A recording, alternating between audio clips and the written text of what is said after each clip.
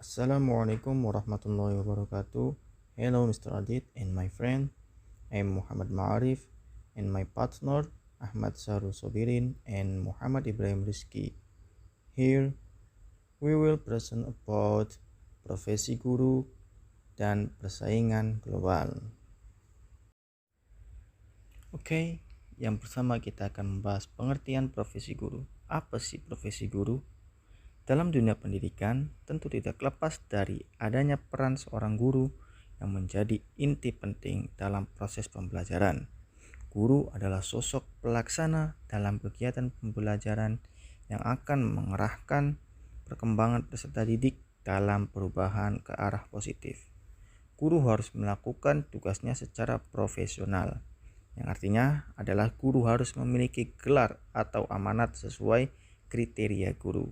Sedangkan profesi guru adalah suatu jabatan atau pekerjaan di bidang pendidikan, mengajar peserta didik dalam Undang-Undang Nomor 14 Tahun 2005 tentang guru dan dosen disebutkan bahwa guru adalah pendidik profesional dengan tugas utama mendidik, mengajar, membimbing, mengarahkan, melatih, menilai, dan mengevaluasi peserta didik. Selanjutnya ada kriteria seorang yang berprofesi. Menurut Mukhtar Lutfi menyebutkan kriteria seseorang yang disebut memiliki profesi yaitu yang pertama, profesi harus mengandung keahlian. Ini artinya profesi harus diikuti dengan adanya sebuah keahlian yang khusus untuk profesi tersebut. Yang kedua, profesi dipilih karena panggilan hidup dan dijalani dengan penuh waktu. Yang ketiga, profesi memiliki teori-teori yang baku secara universal. Artinya, profesi tersebut harus dijalani menurut aturan yang jelas, dikenal umum, teorinya terbuka. Yang keempat, profesi adalah untuk masyarakat, bukan untuk diri sendiri. Ini artinya profesi tidak dapat lepas dari pengabdian kepada sesama dan masyarakat secara umum. Yang kelima, ada profesi harus dilengkapi dengan kecakapan diagnostik dan kompetensi aplikatif. Ini diperlukan untuk dapat meyakinkan peran profesi tersebut. Yang keenam, pemegang profesi memiliki otonom dalam melakukan profesinya, yaitu profesinya dapat dinilai oleh rekan seprofesinya. Yang ketujuh, profesi memiliki kode etik yang disebut sebagai kode etik profesi. Yang kedelapan, profesi harus memiliki klien yang jelas, yaitu orang yang membutuhkan layanan atau jasa dari seorang profesi. Dan yang terakhir, suatu profesi memerlukan organisasi yang kuat untuk memperkuat dan mempertajam profesinya. Misalnya dalam dunia pendidikan, yaitu adanya Persatuan Guru Republik Indonesia atau biasanya disebut organisasi PGRI.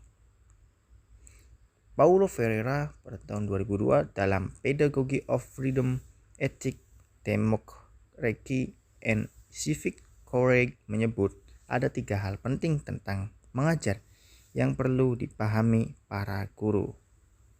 Yang pertama, tak ada pengajaran tanpa pembelajaran.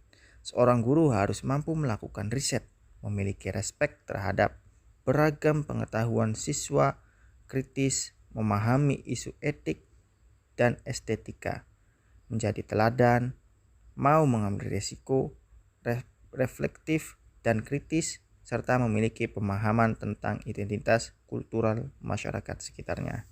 Yang kedua, masyarakat bukan hanya untuk transfer pengetahuan, penting bagi guru untuk sadar akan ketidaksempurnaan dirinya, pengakuan terhadap kondisi orang lain, respek terhadap otonomi siswa, rendah hati, logis, toleran, memperjuangkan hak, penuh sukacita dan harap, yakin terhadap perubahan, dan penuh rasa ingin tahu. Yang terakhir, mengajar ialah aksi kemanusiaan.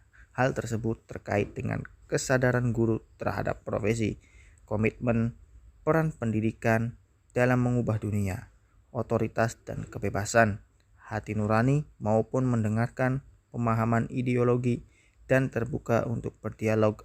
Apa yang disampaikan Ferreira tersebut dapat menjadi pedoman bagi para guru. Meski sesungguhnya pada periode yang lebih lampau, Ki Hajar Dewantara, gurunya para guru di Republik Indonesia ini, sudah mengingatkan krusialnya peranan guru. Cita-cita Ki Hajar Dewantara untuk membangun pendidikan yang membuat rakyat kuat dan menjadi manusia yang merdeka lahir batin memerlukan para guru teguh dalam perjuangan. Apalagi titik tolak perjuangan pendidikan Ki Hajar Dewantara ialah kelompok marginal. C. Tantangan profesi guru di masa kini dan mendatang. Nomor 1. Tantangan guru di masa kini. Secara aktual, guru-guru dihadapkan pada situasi zaman yang terus bergerak dan semakin kompleks. Setidaknya, 7 hal yang menyebabkan guru semakin sulit untuk mendidik anak-anak bangsa. Di antaranya adalah terkait dengan visi mendidik anak di tengah semakin pragmatisnya cara pandang masyarakat. Selanjutnya, pemosisian guru dalam lingkup administratif dan manajemen pembelajaran semata. Lalu, tantangan sosiokultural yang terkait dengan pola adaptasi yang dihadapi ketika mengajar siswa yang beragam. Keterbatasan untuk meningkatkan kapasitas seperti peluang mendapat pelatihan dan beasiswa. Selanjutnya, rumit persoalan kesejahteraan dan perlindungan bagi guru honorer. Lalu terkait dengan problem antar generasi atau generation gap. Yang terakhir, tantangan dalam penguasaan media digital. Nomor 2, tantangan guru di masa depan. Kemajuan teknologi memberikan pengaruh yang begitu tinggi. Sektor pendidikan harus lebih berinovasi untuk dapat menerapkan kualitas terbaiknya, terutama untuk mempersiapkan industri 4.0 yang sedang berkembang saat ini. Di Indonesia sendiri, sumber daya manusia akan menjadi hal yang lebih diutamakan saat ini, karena pangsa internasional menuntut manusia yang lebih berkualitas. Yang pertama, persaingan pasar internasional. Saat ini, Indonesia sudah termasuk dalam negara ASEAN yang harus meningkatkan kualitas manusianya. Disinilah peran guru akan ikut serta untuk mensukseskan anak bangsa bersaing di pasar internasional. Semakin berjalannya waktu, akan lebih mudah saling bertukar posisi ataupun pekerjaan dengan bangsa lainnya. Jadi, sudah harus disiapkan sejak hari dini. Yang selanjutnya, revolusi industri 4.0. Era digitalisasi saat ini sudah masuk dan berkembang dengan cukup baik. Bahkan untuk penggunaannya saja sudah dipakai dalam sehari-hari. Kedepannya, industri digital akan lebih dominan dan minatnya menjadi semakin banyak, terutama untuk menghasilkan Internet of Things. Peluang pendidikan hadir sebagai solusi untuk menghadapi era kedepannya. Yang selanjutnya, berkembangnya generasi muda. Memasuki tahun ini, jumlah penduduk yang usia muda di Indonesia sekitar 40% dari total masyarakat. Hal ini membuktikan bahwa perkembangan dari generasi muda berjalan dengan sangat cepat. Karenanya, para guru akan dihadapkan bagaimana menangani perilaku dan karakter yang berbeda. Yang terakhir, peningkatan sumber daya manusia. Untuk menghasilkan anak bangsa yang memiliki kualitas terbaik tentu tidaklah mudah. Hal ini merupakan tantangan yang diberikan kepada guru. Jika ingin menjadikan Indonesia bangsa yang besar, maka kualitas manusia harus lebih ditingkatkan, karena bangsa yang besar bukan perihal jumlah penduduk ataupun luas wilayah.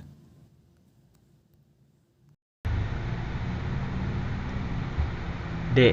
Profesi guru dalam pusaran profesi lainnya. Profesi guru di Indonesia dapat dikatakan sedang naik daun.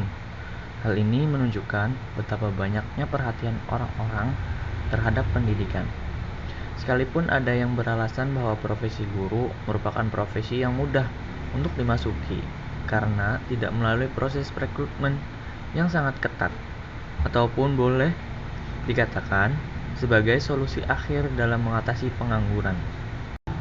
Kalau kita bandingkan antara profesi guru dengan profesi yang lain, memang terlihat jelas perbedaannya.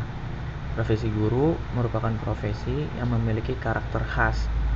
Di dalamnya terdapat usaha-usaha pencerdasan oleh orang yang disebut dewasa, atau dalam hal ini adalah guru kepada orang yang belum dewasa atau murid.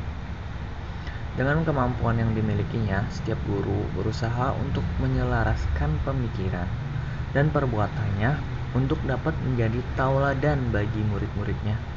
Jika tidak ada suatu keselarasan pemikiran dan perbuatan, atau terjadinya kepincangan kepribadian dalam diri setiap guru, sudah dipastikan harapan murid untuk mencontoh gaya guru jauh dari harapan. Tidak sedikit guru di sekeliling kita yang secara pengetahuannya luas, akan tetapi dalam praktik perilakunya jauh dari apa yang ada dalam pemikirannya. Ataupun sebaliknya, ada juga guru yang perilakunya baik, tapi miskin akan pengetahuan. Tentunya ini adalah masalah yang harus segera diselesaikan. Guru dituntut untuk menyesuaikan antara perkataan, hasil pemikirannya, dengan tindakan yang ia lakukan selama berada di lingkungan sekolah maupun di masyarakat. Guru harus senantiasa memiliki tingkat produktivitas yang tinggi dalam menjalankan proses pendidikannya agar menghasilkan lulusan yang bermutu. Perlunya suatu kreativitas dan dobrakan gaya belajar baru sehingga guru tidak terjebak dalam buayan hasrat untuk memiliki jumlah murid yang banyak. Karena itu akan melemahkan dirinya dalam stagnasi produktivitas. Jika profesi guru diwarnai dengan upayanya menghasilkan lulusan sebanyak-banyaknya, hal ini tidak jauh berbeda dengan sebuah perusahaan yang menghasilkan barang yang banyak untuk dipasarkan dengan harapan mendapatkan keuntungan besar yang didapatkan. Untuk dapat menghindari asumsi profesi guru yang kerap disamakan dengan profesi lainnya, maka perlu ada sebuah upaya serius yang dilakukan oleh guru dalam usahanya meningkatkan kualitas lulusan yang baik. Dan tentunya hal semacam ini perlu dukungan pemerintah, orang tua, dan masyarakat sebagai bagian yang tidak dapat dipisahkan dalam tanggung jawabnya untuk memajukan pendidikan di Indonesia.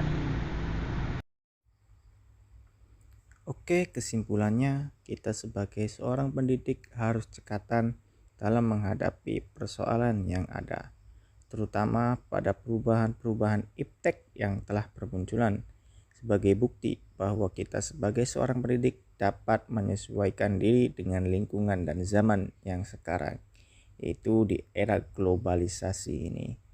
Mengapa guru dituntut agar dapat menaklukkan tantangan-tantangan yang ada, dikarenakan demi memajukan serta membimbing para peserta didik ke arah yang lebih baik yang diharapkan oleh bangsa ini, yaitu sebagai generasi penerus bangsa yang kreatif, inovatif, dan lain sebagainya.